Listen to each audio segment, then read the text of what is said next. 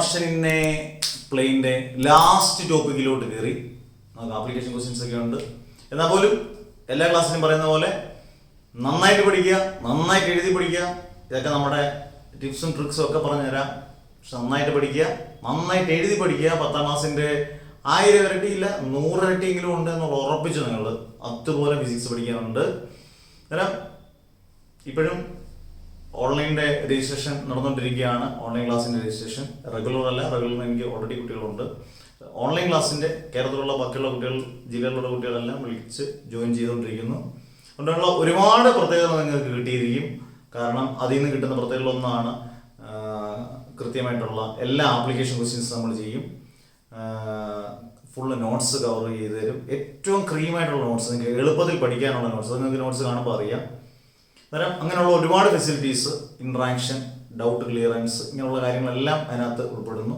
വളരെ ചെറിയ അഡ്വർടൈസ്മെന്റ് എന്നുള്ള രീതിയിൽ ഞാൻ ആദ്യം തന്നെ പറയുമല്ലേ, വളരെ നോർമൽ ഫീ. അത് നിങ്ങൾക്ക് വിളിച്ച് ചോദിക്കാൻ തന്നെ കോൺടാക്ട് നമ്പർ എല്ലാം കൊടുത്തിട്ടുണ്ട്, ഡീറ്റെയിൽസ് എല്ലാം. അതെല്ലാം നിങ്ങൾ വേണ്ടതുപോലെ ചെയ്യുക. അന്നേരം നമുക്ക് ക്ലാസ്സിലേക്ക് പോവാം.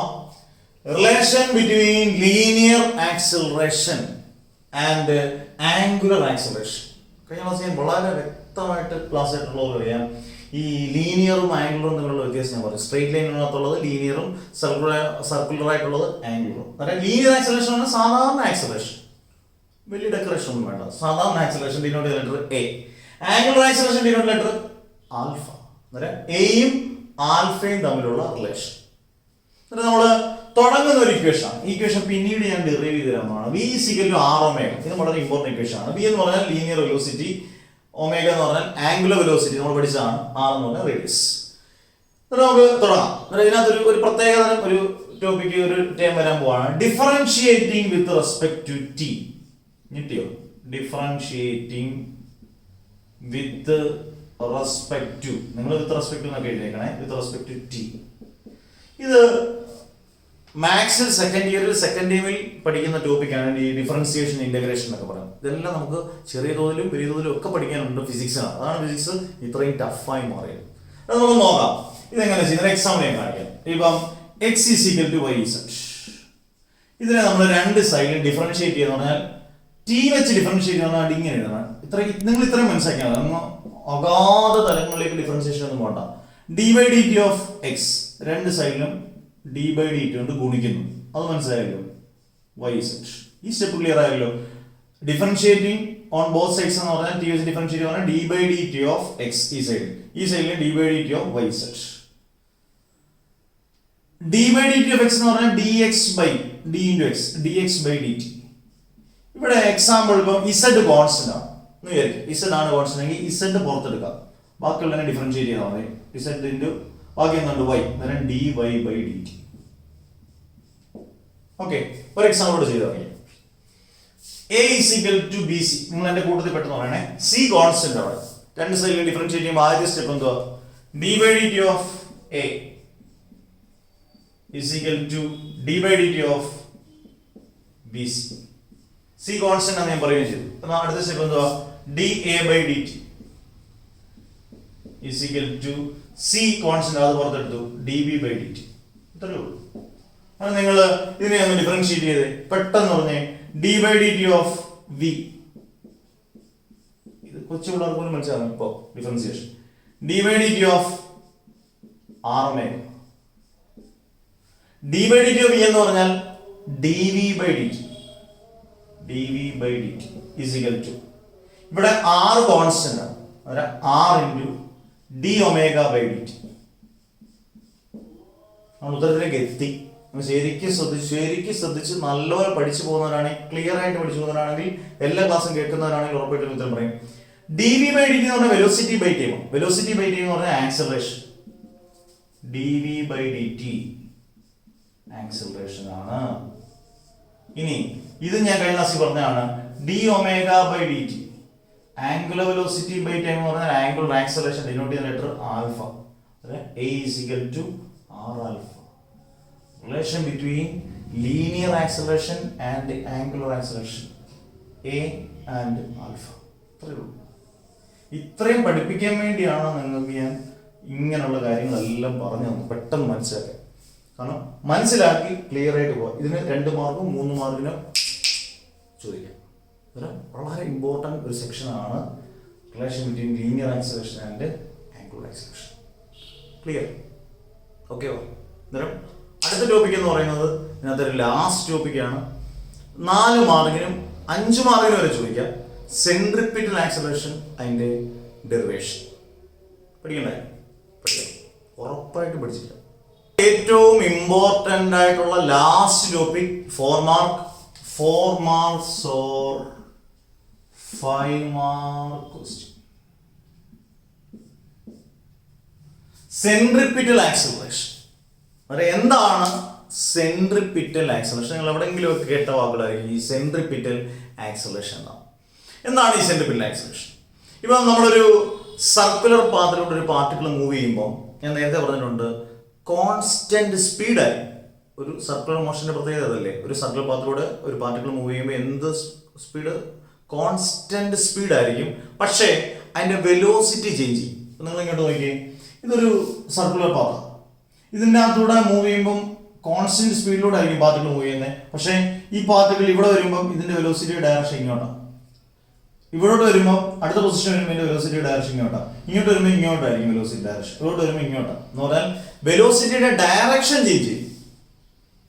അന്നേരം ആലോചിക്കുക, ഒരു കോൺസ്റ്റന്റ് ഒരു സർക്കുലർ പാത്തിലൂടെ കോൺസ്റ്റന്റ് സ്പീഡിൽ ഒരു പാർട്ടിക്കിൾ മൂവ് ചെയ്യുന്നു. പക്ഷേ വെലോസിറ്റി ഓഫ് ഡയറക്ഷൻ ചേഞ്ചസ് എന്ന് പറഞ്ഞാൽ വെലോസിറ്റി ഓഫ് ഡയറക്ഷന്റെ വെലോസിറ്റി ചേഞ്ച് എന്ന് പറഞ്ഞാൽ അവിടെ വെലോസിറ്റി ചേഞ്ച് എന്ന് പറഞ്ഞാൽ അവിടെ ആക്സലേഷൻ ഉണ്ടാവുകയാണ്. കാരണം ചേഞ്ച് ഇൻ വെലോസിറ്റിയാണ് നമ്മൾ എന്താന്ന് പറയുന്നത് ആക്സലേഷൻ എന്ന് പറയുന്നത്.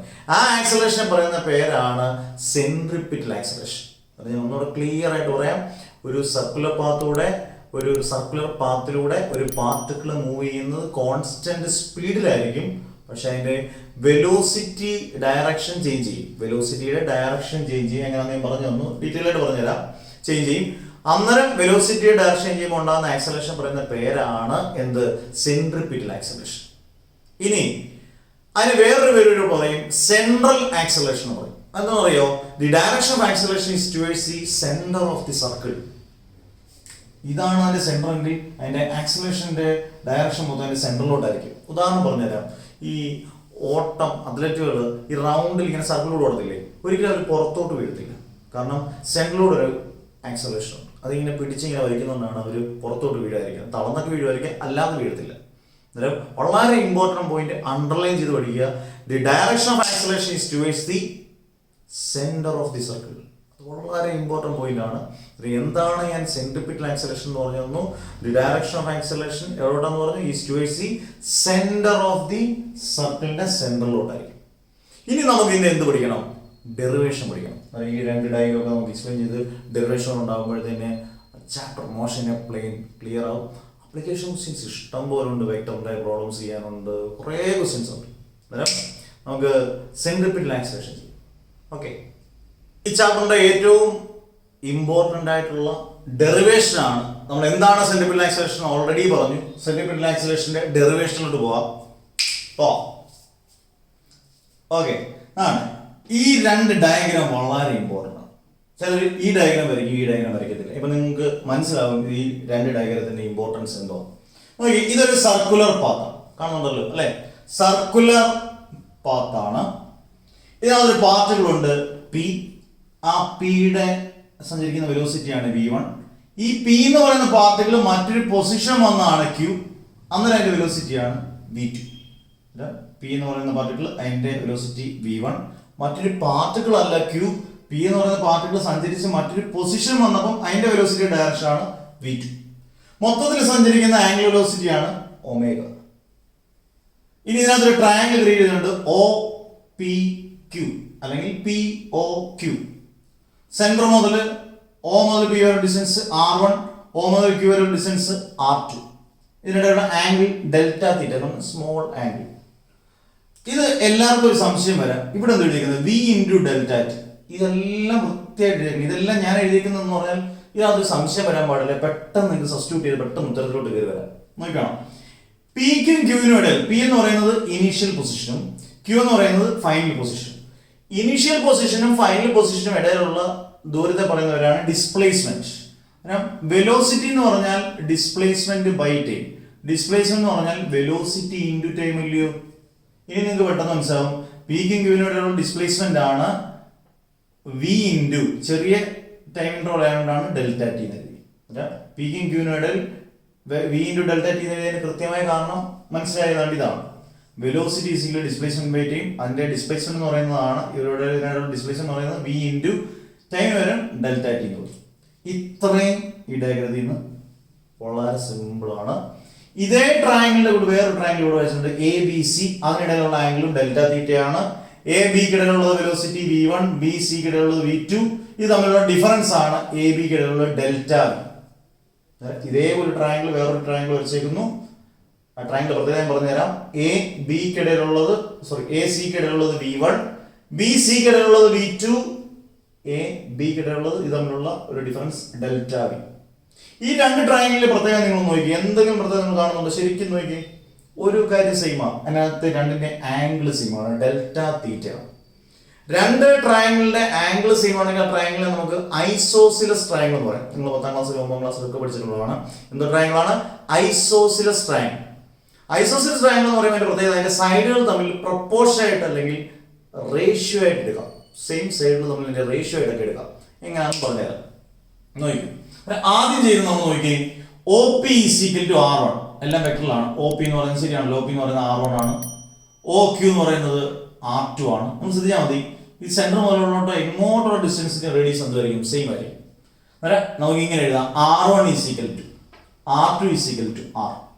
അങ്ങനെയാണെങ്കിൽ v1 is equal to v2 is equal to v. ഇത് രണ്ട് കണ്ടീഷനാണ്, വളരെ ഇമ്പോർട്ടൻറ്റ് കണ്ടീഷനാണ്. R1 R2 R ആണ്, v1 v2 v ആണ്.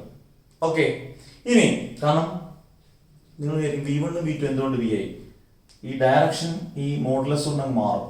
അന്നേരം നമ്മൾ പറയുന്നുണ്ട് വെലോസിറ്റിയുടെ ഡയറക്ഷനെ ചേഞ്ച് ചെയ്തുള്ളൂ, മാഗ്നിറ്റ്യൂഡ് ചേഞ്ച് ചെയ്തില്ല. അന്നേരം v1 v2 ഏതാണ്? വിക്ക് തുല്യമാണ്. R1 R2 R ന് തുല്യമാണ്. ഇനി രണ്ട് ട്രയാങ്കിൾ കണ്ടുപിടിച്ചിട്ടുണ്ട്. From triangle POQ and from triangle ABC. ABC are isosceles triangles. From triangle POQ and triangle ABC. ഇനി എടുക്കുന്ന ശ്രദ്ധിച്ചോണം, ഈ ട്രയാങ്കിളിൽ നിന്ന് AB എടുക്കണം. എന്നിട്ട് നിങ്ങൾ ആലോചിച്ചോണം അതെങ്ങനെ എടുക്കുന്നതെന്ന്. ആംഗിളിന്റെ ഓപ്പോസിറ്റ് സൈഡ് ആയി. ഇവിടെ ആംഗിളിന്റെ ഓപ്പോസിറ്റ് സൈഡ് ഏതാ? ഇതാണ് ആംഗിളിന്റെ ഓപ്പോസിറ്റ് സൈഡ് എന്ന് പറയുന്നത് PQ. ഇത് തമ്മിൽ റേഷ്യോ ആയിട്ട് എഴുതണം, പ്രൊപ്പോർഷൻ ആയിട്ട് എഴുതണം. അന്നേരം AB by PQ. ക്ലിയർ ആയി? അങ്ങനെയാണ് നമ്മൾ സൈക്കിൾ തമ്മിൽ എടുക്കുന്നത്. ആംഗിളിന്റെ ഓപ്പോസിറ്റ് സൈഡ് ഇവിടെ AB, ഇവിടെ ആംഗിളിന്റെ ഓപ്പോസിറ്റ് സൈഡ് എന്ന് പറയുന്നത് PQ. അന്നേരം AB by PQ is equal to, അടുത്ത എടുക്കുകയാണ് AC. ഇവിടുത്തെ ഏതെങ്കിലും സൈഡ് OP. കാരണം ഈ സൈഡ് എടുത്താലും കുഴപ്പമില്ല, BC by OQ എടുത്താലും സെയിം ആണ്. കാരണം AC എന്ന് പറയുന്നതും BC എന്ന് പറയുന്നതും v1 ഉം v2 ഉം വിക്ക് തുല്യമാണ്. R1 ഉം R2 ഉം R ന് തുല്യമാണെങ്കിൽ നമുക്ക് രണ്ട് സൈഡിൽ ഏതെങ്കിലും ഒരു സൈഡ് എടുത്താൽ മതി. അന്നേരം is equal to AC by ഇവിടെ അതിന് സൈഡ് എന്ന് പറയുന്നത് OP. കാരണം AC എന്ന് പറയുന്നത് v1 ഉം v2 ഉം വിക്ക് തുല്യമാണ്. OP എന്ന് പറയുന്നത് R1 ഇതെടുത്താലും R2 ഏത് തുല്യമാണ്? R തുല്യമാണ്. ഈ ഇക്വേഷൻ കറക്റ്റ് ആയിട്ട് ഐസോസെൽസ് ട്രയാങ്കിളിന്റെ കൃത്യമായ പ്രിൻസിപ്പിൾ, അതായത് സെയിം സൈഡുകൾ പ്രൊപ്പോർഷൻ ആയിട്ട് എടുക്കുക. AB by BQ is equal to AC by OP. ഇനി വളരെ ഈസി ആയിട്ട് സബ്സ്റ്റിറ്റ്യൂട്ട് ചെയ്യും. ഞാൻ അറിയോ, ഡയഗ്രാമത്തിൽ എല്ലാം ഞാൻ പറഞ്ഞിട്ടുണ്ട്. AB ക്ക് വരെ എന്ത് കൊടുക്കാം? പെട്ടെന്ന് നോക്കി, AB delta by PQ V into delta T is equal to AC v1, പക്ഷെ v1 v2 v ക്ക് തുല്യം, അന്നേരം v എന്ന് എഴുതാം, by OP R1 R1 R2 R ന് തുല്യം, അന്നേരം R. ഇനി ക്രോസ് മൾട്ടിപ്ലൈ ചെയ്തേ, delta v into R is equal to v into v square into delta T. ഇനി delta v by delta T is equal to v square by R. Delta V by delta T എന്ന് പറഞ്ഞു കഴിഞ്ഞാൽ velocity by time എന്ന് പറഞ്ഞാൽ acceleration. A is equal to v square by R. But v is equal to r omega. അങ്ങനെയാണെങ്കിൽ A is equal to v ക്ക് പകരം r omega കൊടുക്കാമെങ്കിൽ v square ആകുമ്പോഴത്തേനും എന്ത് വരും? r omega the whole square by R. Simple ആണ്. r omega the whole square എന്ന് പറഞ്ഞാൽ r square omega square by R. അതാണ് ഇവിടെ എഴുതിയിരിക്കുന്നത്. A is r square omega square by R. R വെട്ടിപ്പോയി. പെട്ടെന്ന് നമുക്ക് ഇഷ്ടമാണ്. ബാക്കി A = R ഓർമ്മിട്ട് പോയി, ഇവിടെ ഒരു R ഉണ്ട്. A = R⍵². നിങ്ങൾ ചെയ്യേണ്ട കാര്യം 1, 2, 3 വട്ടം ഇതൊന്ന് കേട്ട് നോക്കുക. ഒന്നുകൂടെ നല്ല വൃത്തിയായിട്ട് കേട്ട് നോക്കുക. നല്ലപോലെ വൃത്തിയായിട്ട് പടം വരച്ച് പഠിക്കുക. എന്നിട്ട് നല്ല വൃത്തിയായിട്ട് എഴുതി പഠിക്കുക ഡെറിവേഷൻസ്. പഠിക്കുന്നത് വരെ എപ്പോഴും ഓർക്കുക, ഏറ്റവും നല്ല ടിപ്പ് പഠിക്കുന്നവരെ എഴുതി പഠിക്കുക. ഒന്ന് വായിച്ചെല്ലാം നല്ല ക്ലിയർ ആയിട്ട് മനസ്സിലാക്കിയതിന് ശേഷം 1, 2 വട്ടം കേൾക്കുമ്പോഴത്തേനും ക്ലിയർ ആവും, മൈൻഡ് ക്ലിയർ. ചിലപ്പോൾ ഒരു വട്ടം കേൾക്കുമ്പോൾ തന്നെ ചിലർക്ക് ക്ലിയർ ആവും. ഒരു വട്ടം ക്ലിക്കാകാത്തൊരു 1, 2, 3 വട്ടം കേൾക്കുക, മനസ്സിലാക്കുക. ഉറപ്പായിട്ടും എന്ത് ഡൗട്ട് ഉണ്ടെങ്കിലും നിങ്ങൾക്ക് വാട്സാപ്പിനകത്ത് മെസ്സേജ് ചെയ്യാം. സാറേ ഇതാണ്ട് ഈ ഭാഗം ഡൗട്ട് ഒന്ന് മാർക്ക് ചെയ്തിട്ട് വന്നു കഴിഞ്ഞാൽ എനിക്ക് കിട്ടുന്ന സമയത്തിൽ ഉറപ്പായിട്ട് ഞാനത് ഡൗട്ട് ക്ലിയർ തന്നിരിക്കും. അത് സംശയം നിങ്ങൾ വേണ്ട. അന്നേരം ഓൺലൈൻകാർ പ്രത്യേകം ശ്രദ്ധിക്കുക. നിങ്ങളുള്ള എല്ലാ പ്രിവിലേജസും എല്ലാ സംഭവങ്ങളും നിങ്ങൾക്ക് ചെയ്തു തന്നിരിക്കും. വളരെ കാര്യമായിട്ട് തന്നെ നിങ്ങൾക്ക് കോൺടാക്ട് ചെയ്യാം, വിളിക്കാം. ഓക്കെ, ഇതുവരെയും ആരെങ്കിലും ചാനൽ സബ്സ്ക്രൈബ് ചെയ്യാനുണ്ടെങ്കിൽ ചാനൽ സബ്സ്ക്രൈബ് ചെയ്യുക. ഗിരീഷ് ഫിസിക്സ് നമ്മൾ സബ്സ്ക്രൈബ് ചെയ്ത് മണിയൊക്കെ അടിച്ച് വെച്ചേക്കുക. കാരണം കൃത്യമായിട്ട് നിങ്ങൾക്ക് നോട്ടിഫിക്കേഷൻസ് വരും. അതിനുവേണ്ടിയാണ്. അല്ല, സബ്സ്ക്രൈബേഴ്സ് കൂടിയതുകൊണ്ട് നമുക്ക് പ്രത്യേകിച്ച് ഒരു പ്രത്യേകതയില്ല. നിങ്ങൾക്ക് നോട്ടിഫിക്കേഷൻസ് എല്ലാം കൃത്യമായിട്ട് വരും. സബ്സ്ക്രൈബേഴ്സ് കൂടിയാലുള്ള ഗുണം എന്ന് പറഞ്ഞാൽ അത്രയും പേര് നമ്മളെ ഫോളോ ചെയ്യുന്നു എന്നുള്ളതാണ് ഒരു ഒറ്റ ഗുണം മാത്രമേ ഉള്ളൂ. നിങ്ങൾക്ക് എല്ലാവർക്കും അറിയാവുന്നവരാണത്. അന്നേരം ഇത്രയും കാര്യങ്ങൾ പറയുന്നു. അന്നേരം സെൻട്രിഫ്യൂഗൽ ആക്സിലറേഷൻ ഒക്കെ കഴിഞ്ഞു, മോഷൻ ടെബിളിൻ്റെ ഏകദേശം കഴിഞ്ഞു. ഇനി അതിൻ്റെ ആപ്ലിക്കേഷൻ ക്വസ്റ്റ്യൻസ് ആണ്. അതിനടുത്ത ദിവസം അതിൻ്റെ ടെസ്റ്റ് പറയാം. ഓക്കെ, അന്നേരം ഇവിടെ നിർത്തുന്നു. Okay, bye bye, see U.